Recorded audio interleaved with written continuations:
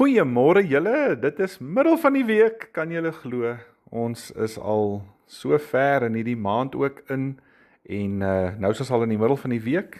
Dis so wonderlik, dis so 'n groot stuk genade van die Here om ons vanmôre weer in sy groot hande vas te hou en 'n unieke pad met ons elkeen te stap.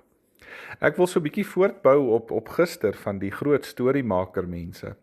En ek lees vanoggend toe nou so 'n bietjie in Lukas 1 waar die engel vir Maria gesê het dat God haar gekies het om die verlosser, die Messias in haar gebore te laat word. En Maria het klein gevoel.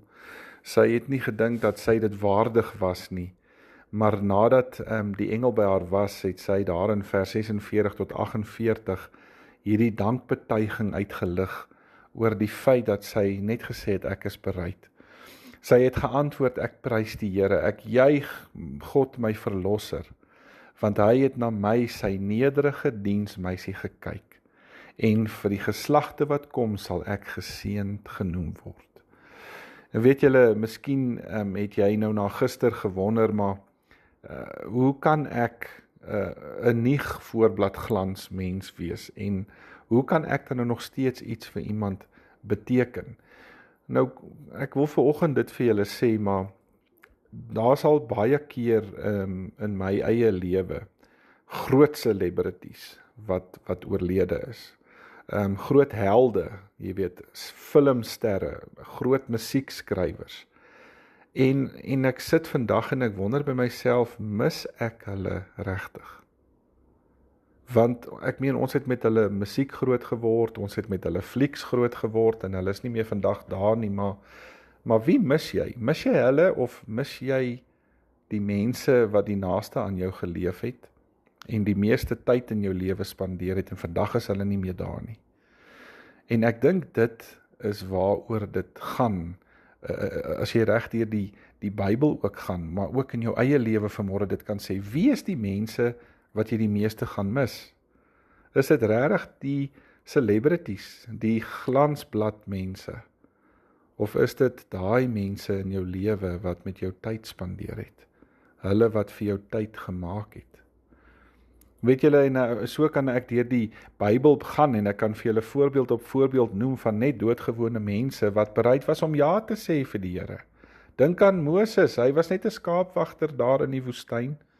Hy het sy skoonpa Jethro se skape opgepas. Niemand het eers van hom geweet nie, maar God kies hom om 'n volk te gaan red. En al wat Moses doen is hy sê ek sal dit doen. Dawid, 'n baie onbekende ou rooikop seentjie wat as 'n jong kind sy pa se skape in die veld opgepas het. En die Here gaan salf hom deur Samuel as koning tot Israel. Selfs Maria, 'n jong diensmeisietjie wat in 'n Joodse kultuur groot geword het, waar jy niks meer mag dink van jouself nie.